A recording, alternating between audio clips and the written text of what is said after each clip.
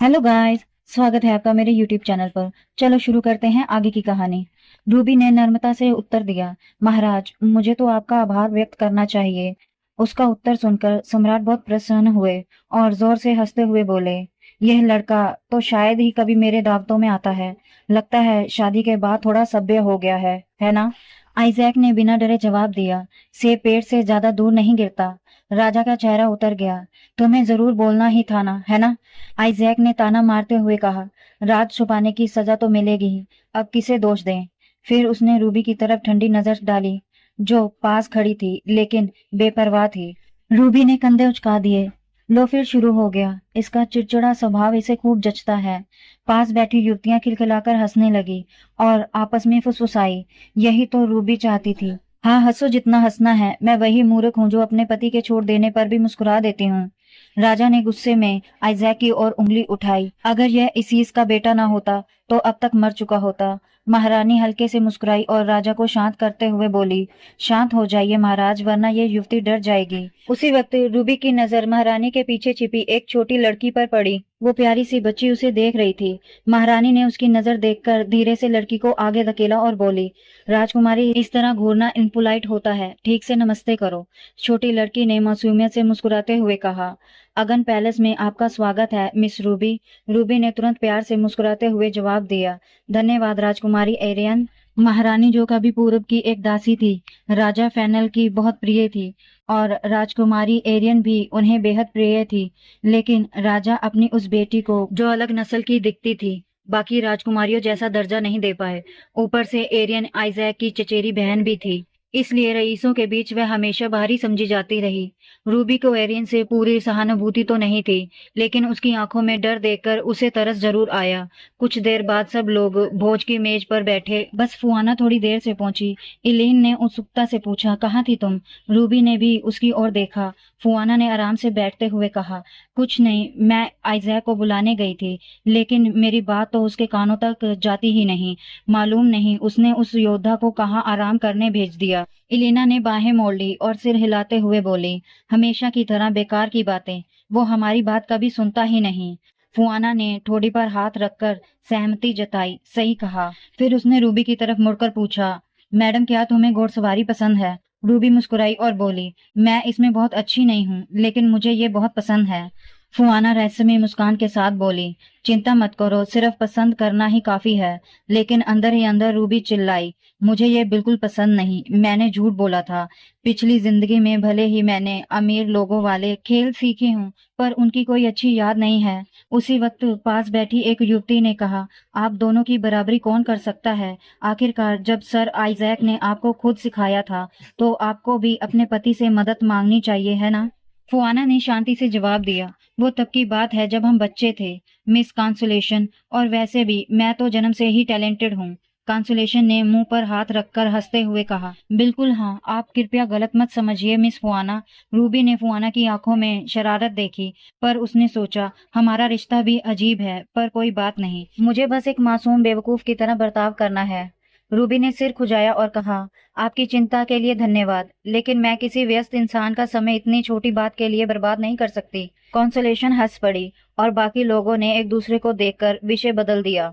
एक महिला ने कहा, गर्मी अब लगभग खत्म होने वाली है, क्या सर आइजैक इस साल की तलवारबाजी प्रतियोगिता में हिस्सा लेंगे? दूसरी बोली, सुना है इस बार पिछले साल से पहले ही हो रही है।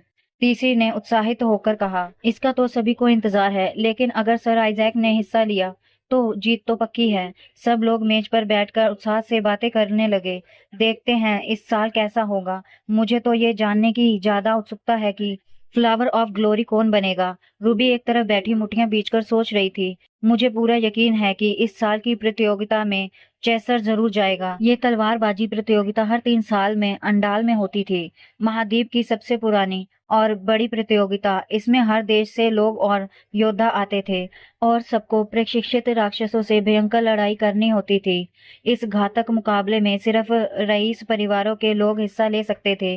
कोई घटना ना हो, एक विशेष धार्मिक परिषद बनाई जाती थी और चेसर भी उसी बहाने यहाँ आने वाला था, पर असल में वो सिर्फ रूबी से मिलने आने वाला था। रूबी ने सिर पकड़ लिया, धत तेरी, एक पति ही मेरे बस का नहीं, अब ये दूसरी मुसीबत आ रही है। कुछ देर बाद रूबी कॉरिडोर में नजर आई। वो थकी हुई सी माथा मल रही थी और दीवार का सहारा लेकर चल रही थी। खाली पेट शराब पीना भी ना, कितना चक्कर आ रहे हैं, उसने बड़बड़ाया। लेकिन वहां इतने लोग थे कि उसे उल्टी करने में शर्म आ रही थी। तभी अचानक एक आदमी सामने से आया और चूंकि रूबी देख नहीं रही थी, दोनों के कंधे टकरा गए। रूबी ने अपना कंधा पकड़कर सिर झुकाते हुए माफी मांगी, फिर ऊपर देखा तो बोली, अरे बाप रे, इससे टकराना भी गजब बदकिस्मती है। वो आदमी बोला, आप ठीक हैं? रूबी ने सिर हिलाया, हाँ मैं ठीक हूँ, लेकिन आप कौन हैं? युवक मुस्कुराया और बोला, मेरा नाम लोरेंजो फैन फुएजा, जो अभी अपनी बहन के साथ था। रूबी ने उसे तुरंत पहचान लिया।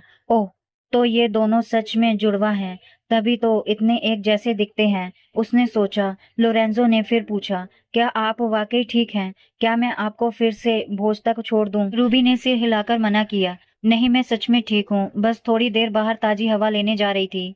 लोरेंजो मुस्कुराया और बोला, आप तो शायद पवित्र शूरवीरों में से हैं रूबी। उसके शब्द सुनते ही रूबी के भीतर ठंड सी दौड़ गई। अगर इसने कुछ उल्टा पुल्टा करने की कोशिश की तो मैं यहाँ से जिंदा नहीं बचूंगी, उसने मन ही मन सोचा। आइजैक भी इतना डरावना नहीं था, वो तो बस मुझसे घृणा करता है, पर ये तो अजीब ही है। लोरेंजो ने सिर खुजाते हुए शर्मीले अंदाज में कहा, ओह माफ कीजिए, मुझे अभी भी यकीन नहीं हो रहा कि मैं आपसे आमने सामने मिल रहा हूँ मैडम। रूबी हल्के से हंस पड़ी, हाँ मैंने सुना है, मैं यहाँ काफी मशहूर हूँ। अचानक लोरेंजो बोला, अरे कौन होगा जो आपको न जानता हो मैडम, आखिरकार आप माँ महीम की पुत्री हैं। रूबी को लगा कि वो उसका मजाक उड़ा रहा है, पर उसने भोली बनकर कहा, सच में? मुझे तो लगा सिर्फ मेरे भाई ही मशहूर हैं, ये तो मेरे लिए नई बात है। दोनों मुस्कुराते हुए बात करते रहे, ऊपर से तो नरम पर अंदर ही अंदर एक दूसरे को परखते हुए। फिर लोरेंजो ने कहा, असल में आजकल एक नया गीत बहुत चल रहा है जो आपके बारे में है मैडम। रूबी ने बनावटी हैरानी दिखाई, सच? और वो गीत कैसा है? लोरेंजो बोला, क्या आप सुनना चाहेंगी? रूबी ने खेल में साथ देते हुए कहा, हाँ जरूर, सुनाइए। लोरेंजो ने गला साफ किया और गाना शुरू किया। उसकी परी कहती है उसे अपनी पसंद की कोई लड़की नहीं मिली, मुझे लगता है उसका भाई उस लड़की का सगा नहीं है, वो कहेगा कोई बात नहीं। वो गा ही रहा था कि अचानक एक हाथ आया और लोरेंजो का कान पकड़ लिया। पागल आदमी, मैंने कहा था मजाक मत करना। ये कहने वाला था इवान। लोरेंजो दर्द से तड़प उठा और बोला, रुको, रुकिए। इवान गरज उठा, पहले माफी मांग वरना तेरा मुंह के टुकड़े कर दूंगा। लोरेंजो हल्क गया, मैं इवान फिर से चिल्लाया, क्या अपने बड़ों से ऐसे बात करता है? लोरेंजो डर के मारे बोला, माफ कीजिए, जोर से बोल, नहीं तो मुंह और खोल दूंगा। इवान गरजता रहा। रूबी ने तुरंत बीच में आकर कहा, मैं ठीक हूँ, उसे छोड़ दीजिए। उसे पता था कि उसे किसी माफी की जरूरत नहीं है। रूबी की बात सुनकर इवान ने उसका कान छोड़ दिया और लोरेंजो तुरंत भाग गया। इवान ने सिर हिलाते हुए कहा, ये कमीना तो गया काम से। रूबी ने मन ही मन कहा, चलाक लोमड़ी। लोरेंजो के जाने के बाद इवान ने रूबी से माफी मांगी, मैडम माफ कीजिए, आपने जो तमाशा देखा। रूबी मुस्कुराई, कोई बात नहीं। लेकिन इवान ने साफ साफ समझाना जरूरी समझा, कृपया गलत मत समझिए, वो लड़का थोड़ा संकी है, वो जो गाना गा रहा था वैसा कोई गीत असल में नहीं है। रूबी कुछ पल सोचती रही, फिर बोली, सर इवान, मैं सच में ठीक हूँ, वैसे भी ऐसी अफवाहें मैं पहली बार नहीं सुन रही। पर ये कहते कहते उसकी आंखों में आंसू बह निकले। इवान घबरा गया, ओह मैडम। रूबी ने जल्दी से आंसू पोंछे, माफ कीजिए, मैं बस ये सोच रही थी कि कहीं मेरे पति इन अफवाहों पर यकीन न कर ले। इवान ने हाथ हिलाकर कहा, ना नहीं, वो तो किसी की बात सुनते ही नहीं, और अगर कोई उन्हें परेशान करे तो वो खुद उसका अंजाम बुरा कर देते हैं, इसलिए मैं थोड़ा हैरान था जब आपने कुछ नहीं कहा। रूबी ने रोना बंद किया और पूछा, मतलब सच में सर आइजैक मुझसे नफरत नहीं करते? इवान ने झट से कहा, कभी नहीं, वो कौन होता है आपसे नफरत करने वाला, वो तो बस थोड़ा घबराया हुआ है, पहली बार ऐसा कुछ महसूस कर रहा है। रूबी ने उम्मीद भरी नजरों से पूछा, तो क्या मैं भी उन्हें खुलकर पसंद कर सकती हूँ? इवान ने मुस्कुराकर कहा, मैडम बिल्कुल, ऐसा सम्मान तो बहुत कम लोगों को मिलता है। फिर अचानक उसे एहसास हुआ कि वो ज्यादा बोल गया। वो हिचकिचाया और बोला, तो क्या मैं आपको फिर भोज तक छोड़ दूं? रूबी ने कहा, नहीं रहने दीजिए, मैं बस थोड़ी हवा लेने जा रही थी। इवान ने सिर हिलाया, ठीक है, लेकिन अगर वो लड़का फिर दिखा तो मुझे बताइए।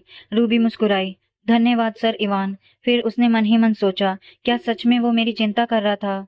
अच्छा है, कम से कम वो अभी भी ठीक है। दोनों ने एक दूसरे से विदा ली। रूबी धीरे धीरे चलने लगी, सोचते हुए, अगर इवान की बात सच है तो शायद अभी भी थोड़ी सी उम्मीद बाकी है, शायद मैं जीत जाऊं।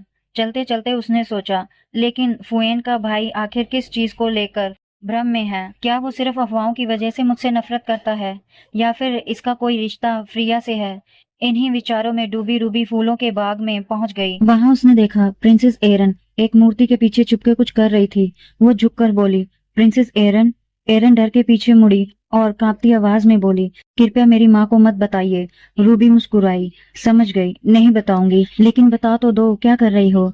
राजकुमारी ने डरते हुए रूबी की तरफ देखा, पर कुछ बोली नहीं। रूबी ने महसूस किया कि छोटी राजकुमारी उसे अब भी शक की नजर से देख रही थी। रूबी ने मुस्कान बनाए रखी और मन ही मन सोचा, राजकुमारी बहुत संभल कर बात करती है, बड़ी सतर्क है। वो धीरे धीरे उसके पास गई और बोली, ठीक है, मैं दूसरी तरफ चली जाती हूँ ताकि तुम्हें परेशान न करूँ। थोड़ी देर चुप रहने के बाद इरेन बोली, आपको यहाँ अकेले नहीं होना चाहिए।